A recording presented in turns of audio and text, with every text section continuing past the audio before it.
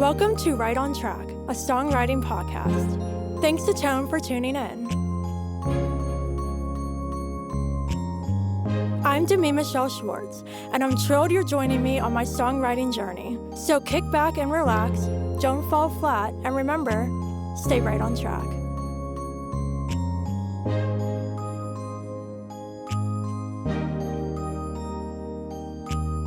Hey friends, welcome back to Right on Track. Joining me on the show today is an artist I'm so excited to have a chat with.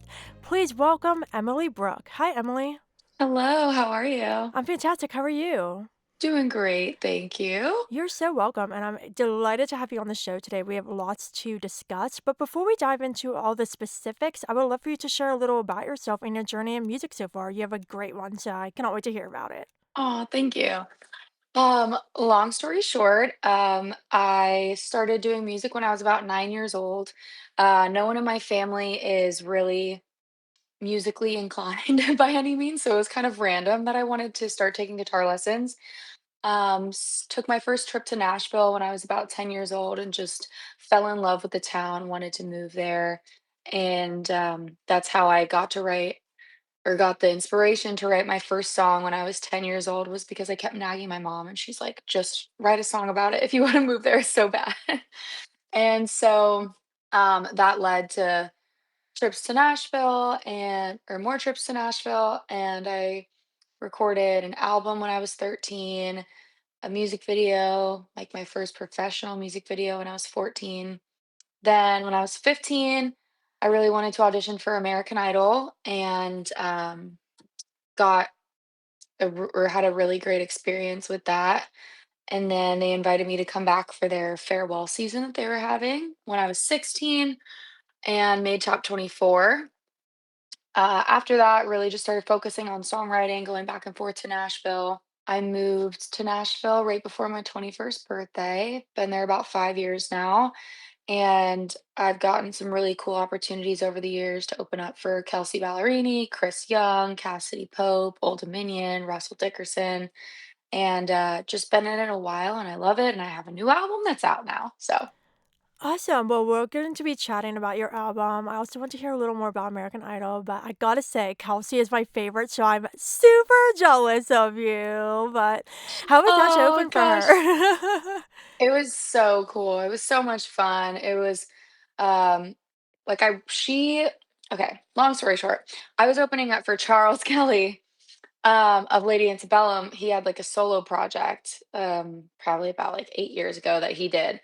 And I was in West Palm opening up for him and she ended up being there 'cause I guess she was on vacation with some friends and, I did a cover of "Love Me Like You Mean It," and she had added me to, like, her favorites playlist on YouTube, and so when I got to meet her at that concert, recognized each other and, got to, like, chatting and stuff, and then later on when it came time that she was also playing that same venue because of the connection from then, the radio station invited me to come open up for her for that one as well, That's so so it was really cool. cool. Oh my goodness. So Yeah, cool. thanks. So you've been doing music for quite a while, releasing your first songs when you were just so young to now. So how has that evolution been like for you? Not only developing your sound as an artist, but also building your skills as a songwriter. It's been a journey for sure. Starting out, like, I was 9, 10 years old, so a good bit of my songs around that time were very, like, of that age. So, starting out, I kind of had a hard time writing, like, it wasn't, like, the easiest thing for me because I didn't know what to write about, and I didn't know how to write. So over the years, just like growing and meeting new people, um, and finding my sound, it grew from kind of like obviously my age and being young and kind of having that more like adolescent sound, both lyrically and audibly. um, but over the years, just getting to meet with different songwriters and kind of grow and realize like the style that I like writing and finding my own voice in that. And so it's been really cool to kind of transition over the years and just see the growth, has been really cool. Yeah, no, it sounds like it. And I think you have a really great point there when you said when you were younger, it was almost like you didn't only not really know how to write a song, but also what to write about. I think at that age, you don't really have the life experience to really write music. It's all so innocent, which is totally fine. But I think like the older you get, the more life experiences you have that's going to definitely play into the kind of songs you're writing. That's so true, so true. All of a sudden, I was, like, going on dates with boys, and I was like, "I have all the content I could ever need." Perfect. So, on American Idol, what have been some of your biggest takeaways from that whole experience? Maybe lessons you've learned, connections you made. What are some of your favorite memories from that? Some of my favorite memories, the amazing people that you get to meet on the show, it is truly so cool because I was so young in the grand scheme of things. When I was on the show, I was like 15, 16 years old and getting to meet just like such a wide range of people of different genres and ages, and in that we all have the same love for music.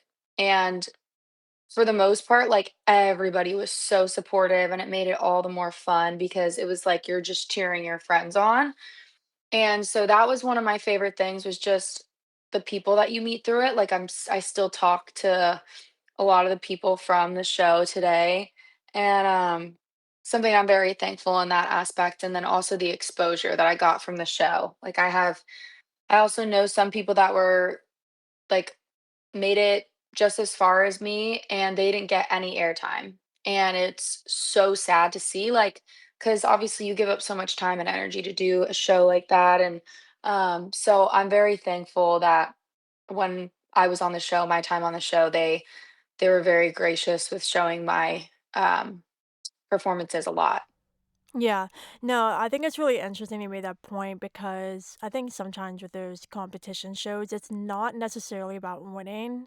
Like you didn't win. You made it to top 24, which is massive and huge. And look at where you are now. I think winning is obviously the goal, but getting the exposure on the show and making it as far as you did definitely helped to open doors for you. It for sure did. I mean, even just alone, my local radio station in West Palm, where I grew up, like, they really just were like, "Do you wanna do this show? Do you wanna open up for this person?" And that was really huge, like, their support immediately after the show. And, at the end of the day, like, some they even say a lot of the times it's almost better to not win those shows because sometimes those contracts are so crazy and you're locked down, and they try to, like, change you and all this stuff, and it's like it's almost better sometimes to not win and Yeah. just to get all the exposure without the Yeah. exclusivity. Yeah. No, it's a really good point. So now I want to hear about your new album, All of the Pieces Unplugged. This is really interesting. So Yeah. first, what inspired you to do an unplugged album? So when I had the concept idea for the album of it being basically a love story book where you can really follow along in this relationship and go through these 8 different feelings and stages, um, I wanted it to be as broken down as possible.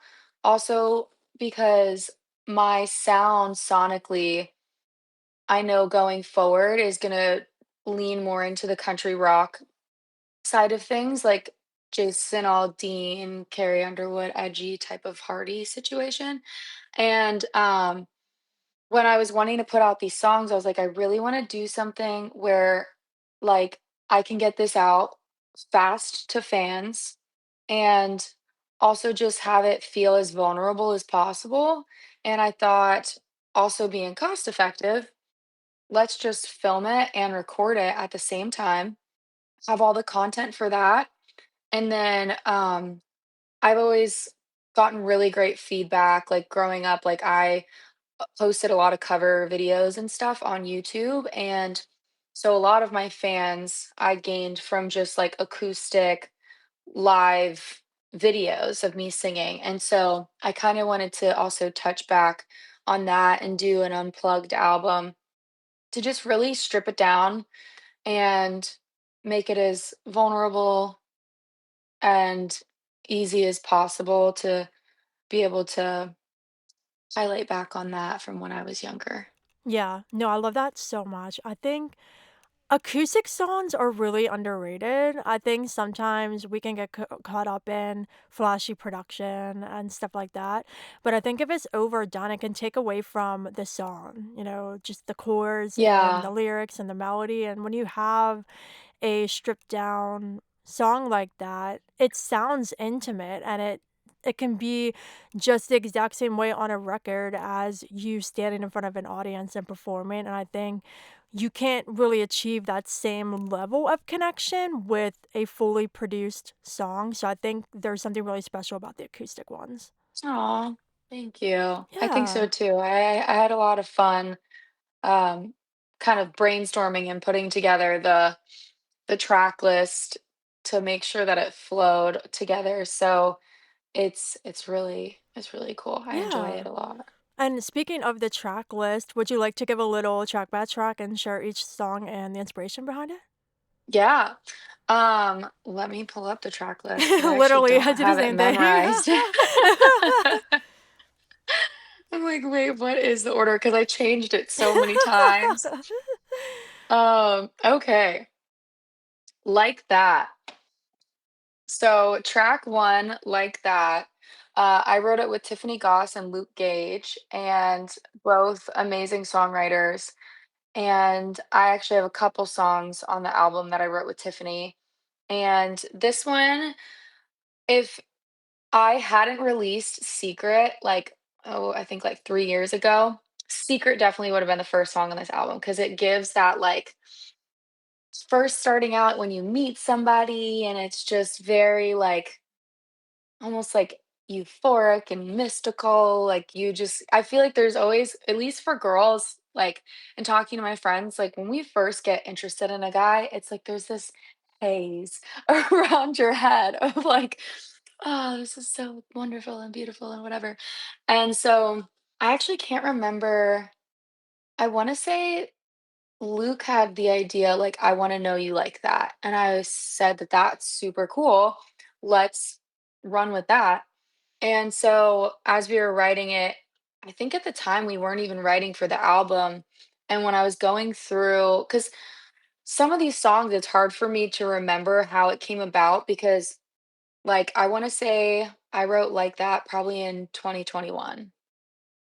And then When It's Raining, I wrote in 2020. So it's been a long time since I've written some of these songs. And a lot of it was like going back through my catalog and going through, okay, what was I feeling in that moment? And is this the time frame? And kind of piecing it together that way. Um, but like that, I'm sorry, I'm such a yapper. No, you're perfect. Me and my little ADHD stopping off in my cul-de-sac.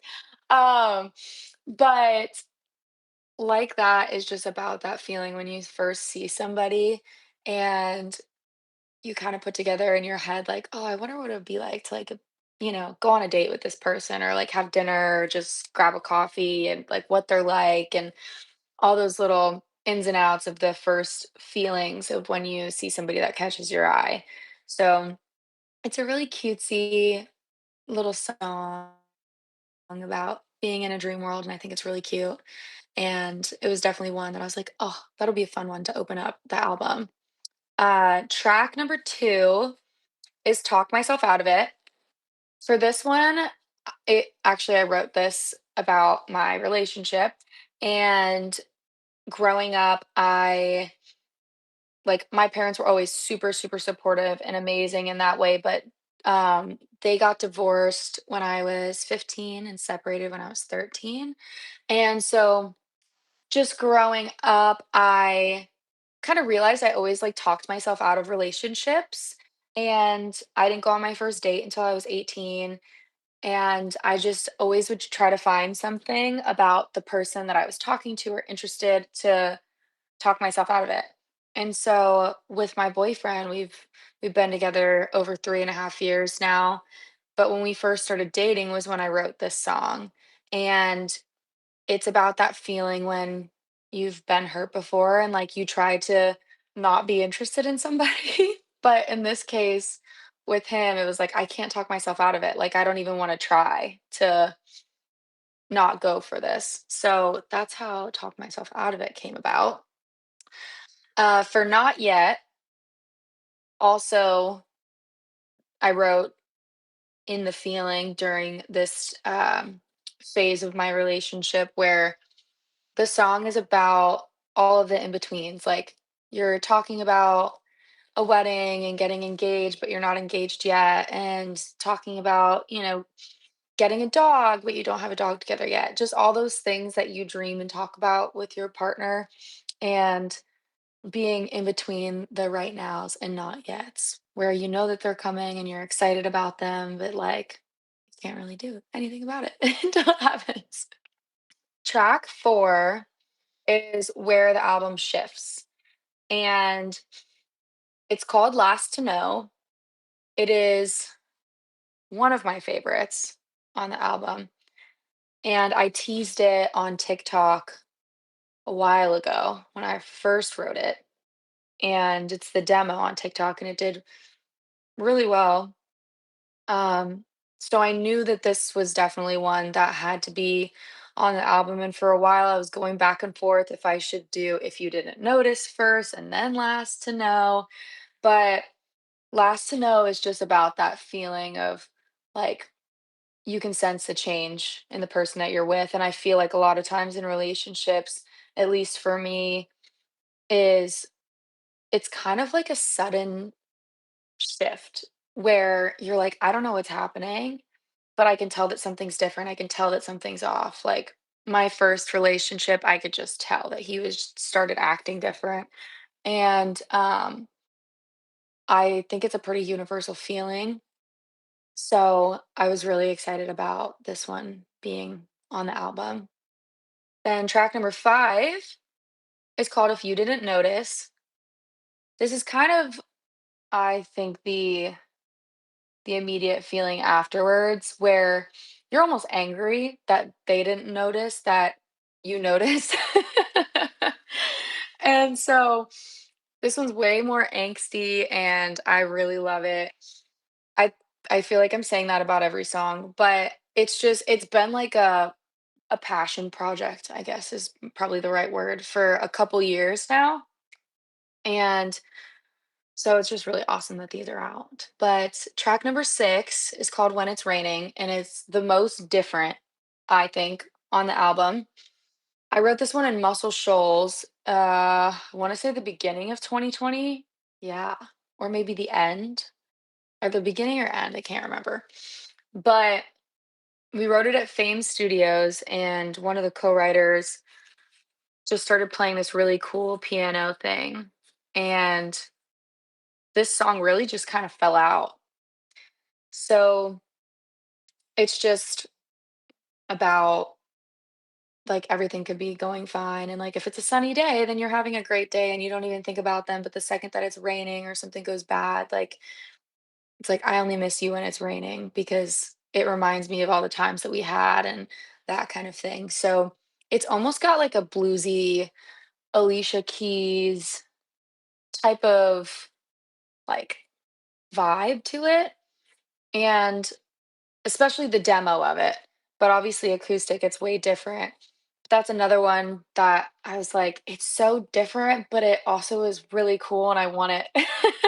I want it to be on this one, and we've actually got some really good feedback from it too. Track number 7 is called "I'm Supposed to Hate You." This one I wrote actually, the last 2 songs on this album, I wrote with Mason Thornley and Jason Early, and the "I'm Supposed to Hate You," it came up, like, organically. I wanna say, uh, we were just talking about what the next phase and feeling would be, and it was kind of the realization of, okay, you're missing this person, and it's kind of internal, and "I'm Supposed to Hate You" is all of the things that you know you should be doing, like, your friends tell you, like, you shouldn't care what he posts, don't look at his stuff, and your family's like, "He sucks anyways." And it's that, like, I know all of these things, and I should definitely listen to you through all of these things, but I can't. Like, I know I'm supposed to hate you, but I still love you at the end of the day. And so, bringing us to the last track on the album, Why, probably my number one favorite. It's so catchy. I wrote this song with them 2 years ago, two, maybe 3 years ago. And kind of pulled also from my relationship because, I mean, a little bit in all of these songs, but this one specifically, my boyfriend and I, we dated a little bit when I was 19, 19, 20, about. And we broke up. I was so devastated. I guess I do is about him, which I don't think I've ever actually said. But when we got back together, we had already been dating for a while when I wrote this song. But I remember that feeling of when I would go and see him in public, and I'm like, why does it feel like a good idea for me to message you tonight? Like, being like, "Hey, how you been? You look great," or something stupid. And so I definitely pulled from that in writing "Why," and it's one of my favorites just because it's so catchy and I feel like it feels really different from a lot of songs.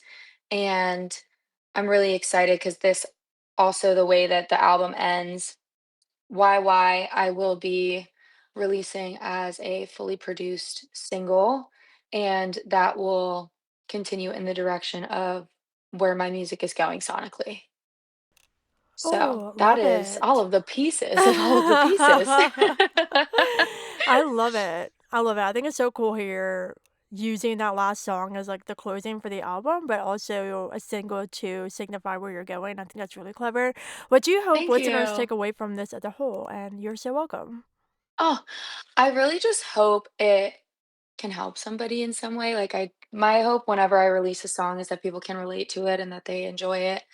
A lot of these songs, most of these songs came from personal experiences.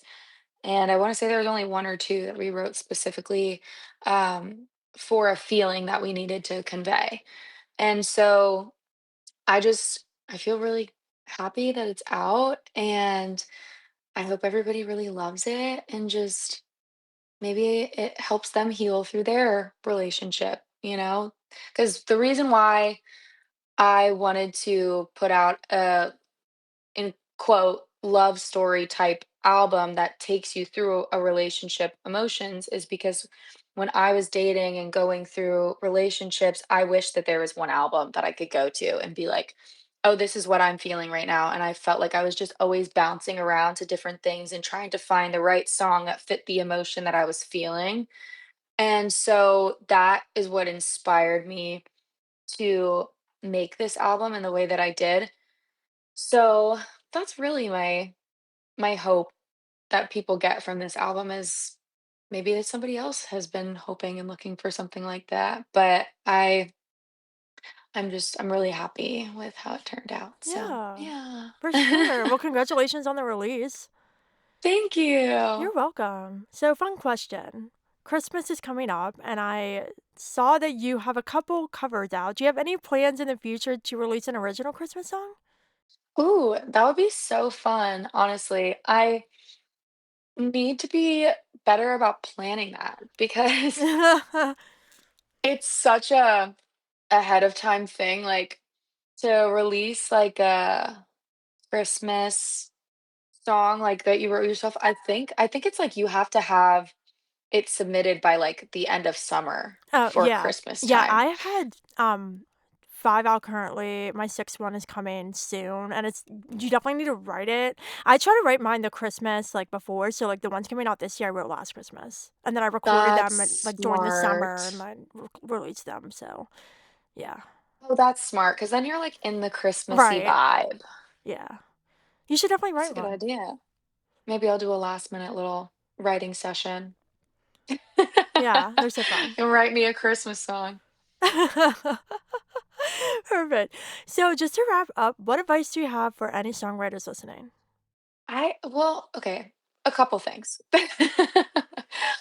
I would say one, do your research in the sense of try to see and hear as many like songwriters as you can because you'll get to see the people that like have more of a different sound or more of like a mainstream sound. And I feel like it helps a lot being able to see all of that to not only grow yourself as a songwriter just from seeing how other people write and how their brains think, but also to help you find your sound and like your niche as a songwriter. And like one of the common um comments that I get when writing is that my melodies when I'm writing are just very different, or like the cadence or the way that I sing something is not the normal way to do it. And so just finding your little thing as a songwriter that makes you stand out and it personal to you. And also like don't burn yourself out. Other biggest advice because I feel like in Nashville it's become like just pumping out songs like one after another after another after another like no breaks.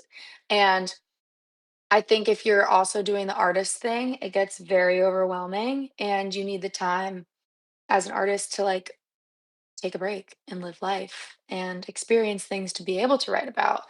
Because sometimes, like a lot of times, quality over quantity is better. If you find yourself burning out from just writing too much, that you're not liking anything that you're writing, I think people are scared to take like a reset, like to take a couple weeks off, get your mind right, and get back in it. And I feel like me as a songwriter, nobody told me that until I was going through a burnout phase and thinking like, "Oh my gosh, what is wrong with me? I I should be writing more and everybody's telling me that I need to be writing, but like my head's not right to be doing it." So, just learning from other songwriters and artists that have been in the business for a while, one of their common tips was to take a break and get your mind right before you burn out because then it's just not fun anymore. And the whole reason why I feel like we do music is because we enjoy it and it's creative and it puts you in a different headspace. So if you're not enjoying it anymore, I think just like take a step back, take a moment. Yeah, So that would be like perfect. my main things. Yeah. No, that's amazing. Amazing pieces of advice to end on. It was a joy having you on the show. Can you please share with everybody Oh, where they thank can you. connect with you online? And you are so welcome. You can follow me on Facebook, Instagram, TikTok. I have a like to know it as well for like show outfits and stuff like that. YouTube, all the things. Emily Brooke, Brooke with an E on the end. And I have music out anywhere that you stream. So yeah, and the album All of the Pieces is out now. Perfect. Well, thank you so much again for joining me. Thank you so much for having me. This has been so great. Yeah, for sure. And listeners, I hope you enjoyed this chat with Emily Brooke. And of course, until next time, stay Stay right right on on track. track.